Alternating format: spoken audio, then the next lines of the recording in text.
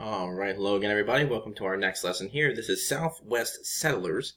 This is for our unit Western Crossroads. So our objectives and standards.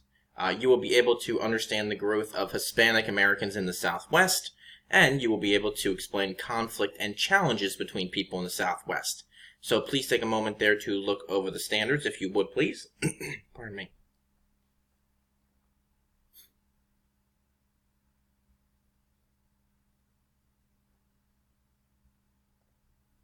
And our desired result.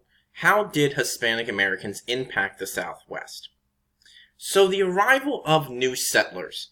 Spain had controlled much of the Southwest prior to the United States owning it. Now, following the Mexican-American War, the United States gained a large part of the region. I've shown that here on the map for you. So after the Mexican-American War in the 1840s, the United States will gain territories and later states such as California, Nevada, Utah, Arizona, New Mexico, and Colorado, and other states, pieces of other states as well that you can kind of see here, the whole area here, okay? Now, the Treaty of Guadalupe Hidalgo allowed residents of the area to keep their land and to become citizens of the United States. So Hispanics who were living in these areas were not supposed to be forced to give up their land, and they could become citizens of the United States. Now, there were landowners in California that owned large ranches known as haciendas prior to the arrival of Americans in the 1840s. And unfortunately, a lot of these areas and these large pieces of area will be taken over by Americans instead of Hispanics sometimes. And while some Hispanics welcomed the new settlers, some were not so trusting because, like I just said, land was sometimes taken away by force or illegally from Hispanic Americans. Courts would throw out land rights or land titles by Hispanics. So Americans really did take advantage of this situation, unfortunately. So a cattle boom. During the 1870s and the 1880s, the cattle boom had a big impact on Hispanic Americans. There were many that worked as vaqueros. Okay, now vaqueros is the Spanish word for cowboys. I apologize if my Spanish is not that good. If I'm saying that wrong, I'm doing my best. But many of these vaqueros would share their techniques with other cowboys.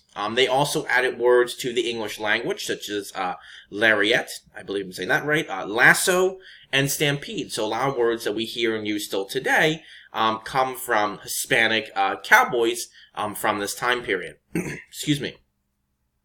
However, English ranchers wanted to expand their control of the cattle business.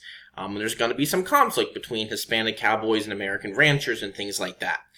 For example, in 1889, Hispanic New Mexicans called Las Gorras Blancas, or the White Caps, again, I apologize if I said that wrong, raided ranches owned by white ranchers when they tried to fence land that was used by the community. So white ranchers tried to fence off the area from other people and other uses, and this group tried to take action.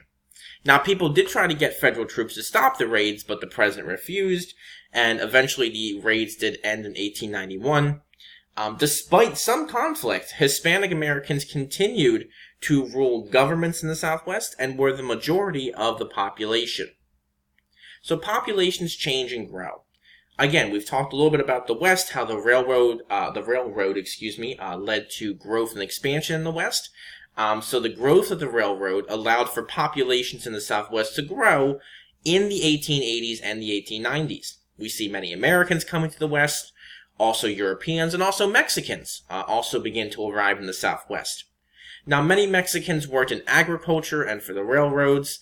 They and other Hispanics established neighborhoods known as barrios. Okay, barrios had Spanish-speaking businesses and Spanish-language newspapers, and these helped keep Hispanic cultural and religious traditions alive. So these Spanish-speaking neighborhoods and businesses and newspapers are going to continue to promote their Hispanic heritage. Okay. All right, so our closure. How did Hispanic Americans impact the Southwest? Think about their role as cowboys, of vaqueros. Think about their role in keeping their traditions and culture going. And also think about some other elements and some other impacts they might have had in the Southwest as well. All right, hope you have a great rest of your day or night, and I hope to talk to you all soon. Take care, everyone. Bye-bye.